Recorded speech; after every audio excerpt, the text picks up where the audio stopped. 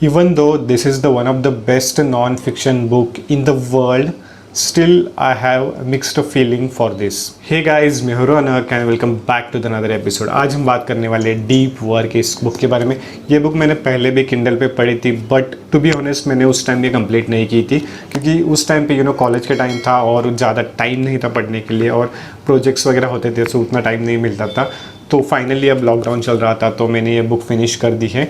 इसके बारे में थोड़े मेरे मिक्स्ड फीलिंग्स है, क्यों है वो भी मैं बताऊंगा। Let's first talk about the what is a deep work, उसका ओवरव्यू क्या है। अगर आप कोई भी नॉन फिक्शन बुक्स लेते हो या top 10 non fiction books Google पे वगैरह सर्च करते हो तो आपको डीप वर्क वहाँ पे डेफिनेटली मिलेगी। बट एक्चुअल में डीप वर्क क्या है, एक्चुअल में डीप वर्क के पीछे, इस बुक के पीछे का रीज़न क्या है, पहले उसके बारे में बात करेंगे। Let's talk about the overview of deep work. So deep work की बात करें तो there are two types of work. First one is deep work and second one is shallow work. So usually हम जो काम करते हैं, यूजुअली हम जो डेली काम करते हैं वो most of the time shallow work होता है। The reason is very simple, क्योंकि हम मोबाइल की नोटिफिकेशन चेक करते हैं, कुछ ना कुछ डिस्ट्रैक्शन आ जाती है, किसी से फ़ोन पे बात करते हैं, बहुत सारी चीज़ें उसमें हम बीच में करते हैं वर्क करने के टाइम पे, तो उसे कहते हैं shallow work. Deep work is basically आप कोई भी काम फुल इंटेंसिटी 100% कॉन्सेंट्रेशन से जो भी आप काम कर रहे हो तो उसे डीप वर्क कहते हैं। अगर इसका बेस्ट एग्जांपल देना हो तो अगर आप एग्ज़ाम जाने के लिए जब भी देते हो तो उस 3 घंटे में आप 100% कॉन्सेंट्रेट होकर वो आप अपना पेपर लिखते हो। That's the kind of deep work I will suggest, but वो हम हमेशा लाइफ टाइम के लिए नहीं करते। तो उसके बारे में ये बेसिकली बुक है कि डीप वर्क क्या होता है, शैलो वर्क क्या होता है और डीप वर्क कितना इंपॉर्टेंट है। I will tell you why deep work is important. We are in the future. Lockdown की वजह से टेक्नोलॉजी बहुत तेज़ी से एक्सेलरेट हो रही है और बहुत तेज़ी से ग्रो हो रही है। इसके बीच में क्या प्रॉब्लम हो रहा है कि रोबोटिक्स, AI, आर्टिफिशियल इंटेलिजेंसी, ये सारी चीज़ें बहुत ही जल्दी आने वाली है। अगर आप डीप वर्क नहीं करते हो, अगर आपको डीप वर्क पता नहीं है तो आप 100% रिप्लेस हो सकते हो। आपका जो भी अभी काम है तो आप एक रोबोट भी आपको रिप्लेस कर सकता है। अगर आपको फ्यूचर के लिए रेडी होना है तो आपको डीप वर्क अंडरस्टैंड करना बहुत ज़रूरी है। अगर आप वो 100% अंडरस्टैंड करते हो तो आप फ्यूचर के लिए रेडी हो जाओगे। लेकिन आप शैलो वर्क करते हो, मतलब कोई भी आप 100% कॉन्सेंट्रेशन से नहीं करते तो आपको एक रोबोट रिप्लेस कर सकता है, आपको कोई एक मल्टी टैलेंटेड पर्सन भी आपको रिप्लेस कर सकता है। तो अगर आपको फ्यूचर के लिए रेडी होना है तो आपको डीप वर्क अंडरस्टैंड करना बहुत ज़रूरी है। Why deep work is not for you? I mean, I'm not saying deep work is not for you. Why this book is not for you? There is a reason. इस book में ना बहुत सारे examples दिए गए, बहुत सारे हर एक पेज पे, हर 2 पेज पे आपको बहुत सारे एग्जांपल्स मिलेंगे और जो प्रैक्टिकल वर्क है वो बहुत ही कम है। तो यूजुअली प्रॉब्लम क्या होता है, मतलब ये बुक बहुत पहले लिखी गई थी। अगर अभी के टाइम पे लिखी गई होती है और लेटेस्ट एडिशन पे लिखी गई होती है, बहुत सारे लेटेस्ट एग्जांपल आपको मिलते हैं, लेकिन इस बुक में बहुत सारे पुराने एग्जांपल्स हैं। तो मैंने फर्स्ट टाइम जब मैंने बताया कि मैंने बुक किंडल पे पढ़ना शुरू की थी, बट उस टाइम मैंने कंप्लीट नहीं की थी। तो रीज़न वही था क्योंकि इसमें बहुत सारे एग्जाम्पल्स है और इतने सारे जब एग्जाम्पल्स आते हैं तो आपको पढ़ने के लिए बहुत मुश्किल हो जाता है और बोरिंग हो जाती है बुक। तो ये काइंड ऑफ उस टाइप की ही बुक है, आपको बहुत सारे एग्जाम्पल्स मिलेंगे। तो अगर आपको एग्जाम्पल्स पढ़ना पसंद नहीं है तो ये आपको बुक डेफिनेटली बोरिंग हो सकती है। टू बी ऑनेस्ट मुझे भी बोरिंग लगी थी, मुझे कुछ झूठ वगैरह नहीं बताना इसलिए। तो ये बुक बहुत लोगों के लिए बोरिंग भी हो सकती है। अगर आपको नॉन फिक्शन बहुत पसंद है तो शायद आप ये 100% कंप्लीट एक सिटिंग में कर सकते हो, लेकिन आई विल सजेस्ट कि not to read it in the one sitting. Try to divide this chapter और इसमें जो इंपॉर्टेंट चीज़ें उतनी ही पढ़ो, otherwise you will get bored while this reading book. क्योंकि मुझे भी बोरिंग लगा था। इसमें से कुछ चैप्टर्स है और इसमें से कुछ इंपॉर्टेंट टिप्स है कि जो मैं अभी इस वीडियो में बताने वाला हूँ। अगर आप उसमें ही फोकस करते हो या उतनी ही चीज़ें आप पढ़ते हो तो आपको डेफिनेटली इस बुक की अंडरस्टैंडिंग हो जाएगी।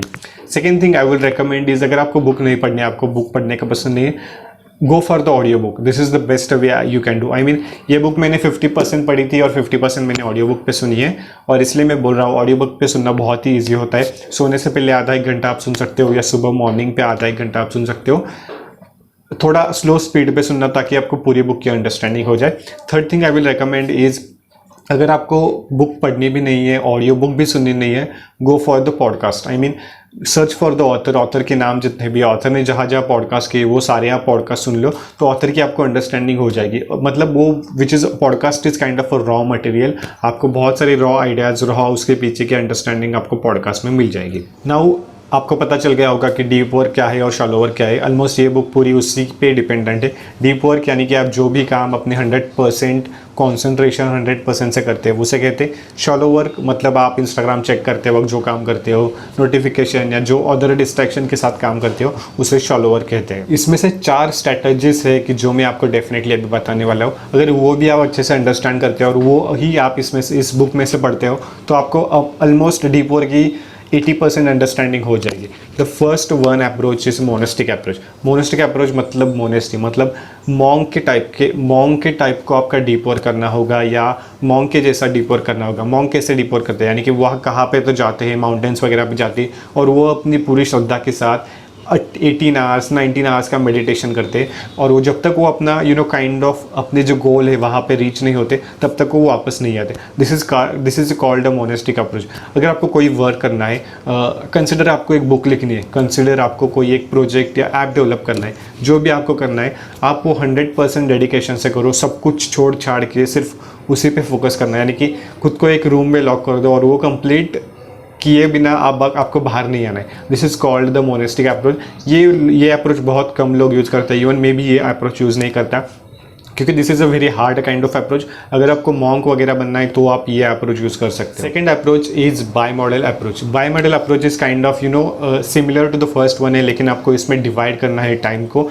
आई विल सजेस्ट अपने डीप वर्क को प्रायोरिटाइज करना है सबसे ऊपर और उसको ही हमें चंक में डिवाइड करना है। मतलब 3 आवर्स का डीप वर्क, 6 आवर्स का वो डीप वर्क और 9 आवर्स का डीप वर्क। यूजुअली इतना बड़ा तो कोई नहीं करता, but I will suggest 3 hours का डीप वर्क। 3 आवर्स का डीप वर्क मतलब 3 आवर्स के लिए आपको सब कुछ नोटिफिकेशन, आपका मोबाइल, सब कुछ एक 3 घंटे के लिए दूर रखना है और 100% कॉन्सेंट्रेशन से अपने वर्क पे काम करना है। जो भी आपका काम हो, यानी कि आपका वीडियो एडिटिंग का हो, राइटिंग हो, असाइनमेंट हो, जो भी हो, वो 3 घंटा 100% कॉन्सेंट्रेशन से करना है। वो बहुत ज़रूरी है। मैं 3 घंटे सजेस्ट कर रहा हूँ क्योंकि हम एग्ज़ाम में यूजुअली 3 घंटे के लिए प्रिपेयर होते हैं, तो 3 घंटे के लिए हमारा माइंडसेट हमेशा रेडी होता है। तो 3 घंटे के लिए आप कर सकते हैं, लेकिन अपना 3 घंटे का काम होने के बाद आप फ्री हो जो भी आप करना हो उसके लिए। फिर अगर आपको फिर से डीप वर्क करना है तो अगेन आप 3 घंटे का और एक स्लॉट ले सकते हैं। तो ऐसे ही आपको ये चंक में डिवाइड करना है अपने वर्क को और उसे कहते हैं by model approach. Third approach इस बुक में है वो है द रिदमिक अप्रोच।